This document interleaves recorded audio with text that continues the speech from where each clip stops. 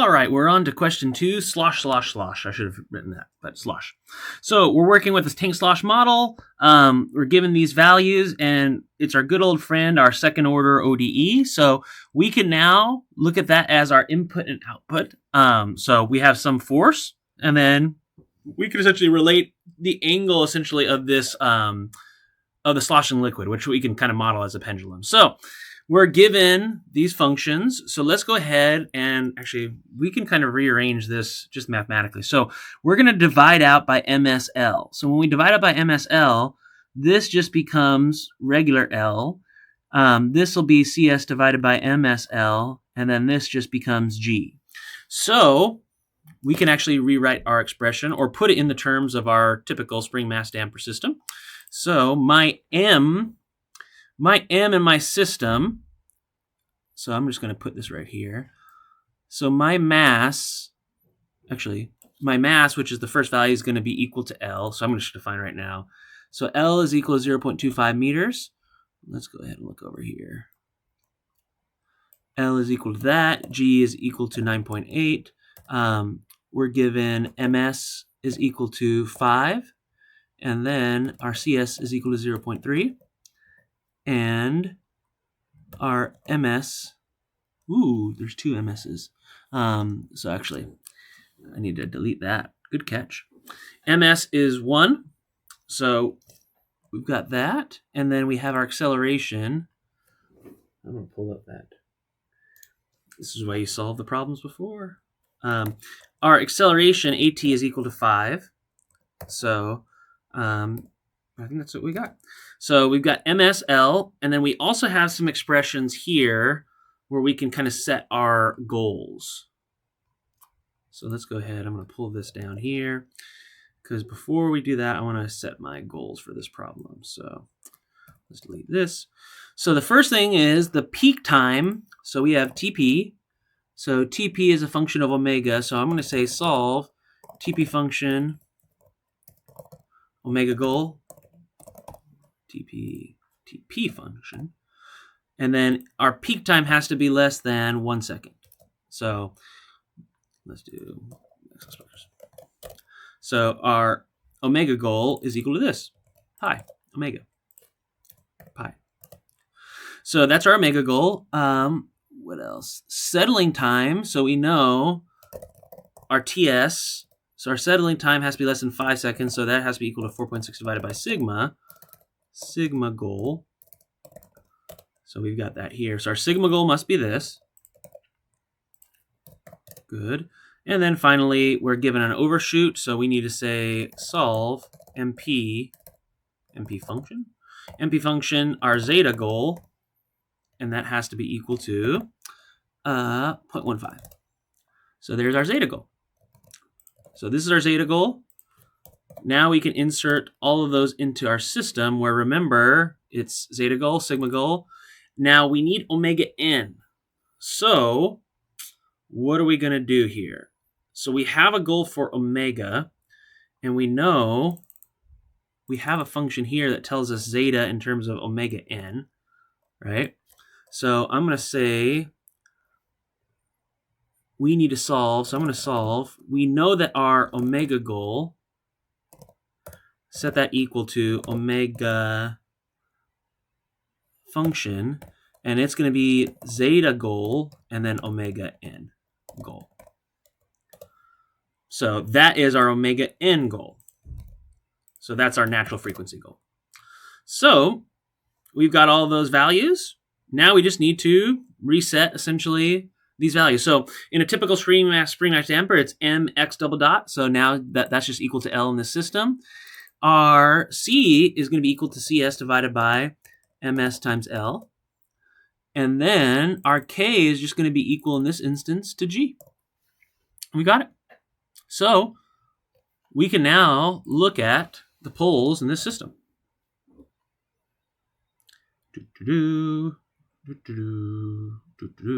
And we see we're a little bit off, so I'm going to actually, all these values look like plus or minus 10, so I'm just going to adjust my axes here so I can get a nicer look at the system of interest. So here we go here, change those values, and we can take a little closer peek. Excellent. So let's verify, so we can kind of see, actually, what is the question asking us to do? So plot the pole region, where it will met. Do the current pole location beat the sun? No, so it does not. And yeah, let's do some fun things here. So let's calculate in this system our omega n. So I'm going to say my omega n current is equal to, we have it is equal to square root of k over m. So this is, and then our zeta current is going to be equal to square root of, that will be equal to, actually, c divided by 2 times square root m times k. So that's our zeta current, and then our sigma current is going to be equal to what? It'll be equal to omega n current times our zeta current. And then our omega n, or our omega current, is equal to, what is it, omega n, you can look that up. Yeah, omega n times omega n current times square root 1 minus zeta current squared. So we've got those values. So now we can see, where did we fail? So what was our zeta goal? Zeta goal was we needed to be greater than this value, right? So we clearly failed here. Does that make sense? Yeah, because our angle is short. Excellent. What about our sigma goal? Nope, we need to be 0.92. That makes sense because we got to push these poles to the left here. And then finally, what about our omega n goal?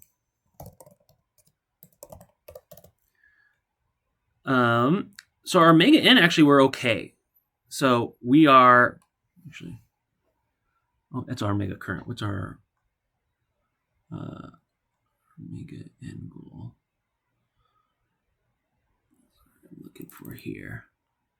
Yeah, actually, yeah. What am I talking about? I'm talking about the height is above this, right? We're greater than this circle, so makes sense. Perfect. So what do we need to do? We need to solve for, so we failed zeta and we failed sigma, and we need to increase both of those. So let's go ahead. And set up an inequality. So let's reduce, and what we're going to do is we're going to say, so we failed our sigma goal. So our sigma, we know, is going to be, it's going to be our square root of k divided by m times our zeta, which is, I'm just going to copy it from here, this. And that needs to be equal to our sigma goal, actually greater than, right? Because we need to be greater than that. Our sigma has to be greater than that. And then we also failed our zeta goal. So this is going to be zeta goal. And our zeta will just be this. So if I want to change both these parameters, let's just do, I don't want to touch, right? My omega current, I beat that, or my omega n current, I'm satisfied with that. So I don't want to touch m or k, I just want to touch c. So c new. So it needs to be greater than 1.6. So let's go ahead and go to here. So let's keep our m is equal to m, right? We're not going to touch that from the previous. So this is our first system here. So I'm going to go ahead. M is going to be still m. And c needs to be greater than this. So let's do 1.7. So let's see what we got. There you go. And we could even push this a little bit further. What about 3? There we go. So you can see this will, now let's verify this, right? Like, what's fun without inverse Laplace transform? So let's verify that we hit those specifications. So my y of t is going to be equal to and actually I'm going to do, my r of s is going to be equal to, or you can call it the u of s, is equal to, what is it? Inverse, or Laplace transform, actually. Laplace transform of 5 s t in terms of s. So my y of t is going to be inverse Laplace transform of PS times US S to T. We got that value, and then let's do plot. YT goes from T from 0 to 10, comma, plot range all. And what do you know? We can verify the overshoot is minimal to nothing. And actually, if we just put, let's just put us just on the, let's say we were, what was it? 1.7, let's do 1.7. We'll see a slightly different response, but we can still double check the, here we go. So you can see steady state is 5.1. We needed to be less than 0.15. So we can verify essentially all those the values, but we got it. So excellent. We'll fit in those time domain specifications. And maybe I ask you to illustrate, justify steps and selection. Excellent. So we did this. What properties will create V shape? So the V is controlled by your angle, which is controlled by your zeta. So good. What about changing the effective stiffness of the system? Will it change the V shape? So how about effective dampening? So if the V shape, right, that's controlled by our zeta, which is equal to C over 2 root mk.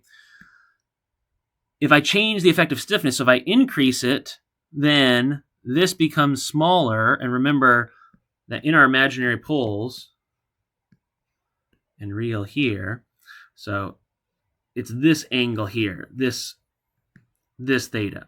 So if this angle becomes smaller, right, actually, and that's sine of theta is going to be equal to, zeta. So we can actually, and you can say small angle, it'll be, equivalent. So if that value, because what's sine of 0? Let's double check. Sine of 0 degree. Not sine of 0, actually, because we are doing sine of theta times degree. Let's say it's equal to 0.5. Solve. I'm just doing this for fun. Versus if it's 0.1. There you go. So it'll get smaller, so that means the V shape gets wider. So if C increase, or actually if K increases and this decreases, then the angle, the V gets wider, the mouth opens up. If this gets larger, then the angle increases, so it gets sharper over here. Excellent. What does Adira do to the system response? It will kill off, if I have a system, for example, S plus 2, and I have S plus 2, S plus 1, I should expect an exponential of minus 2t plus, if there was nothing here, plus an exponential minus t. But if I have a 0 that sits on here, it'll kill this. So if I have a 0 near or on a pole, it'll kill essentially that system response. Fantastic. See you all in the next video. Thanks. Bye.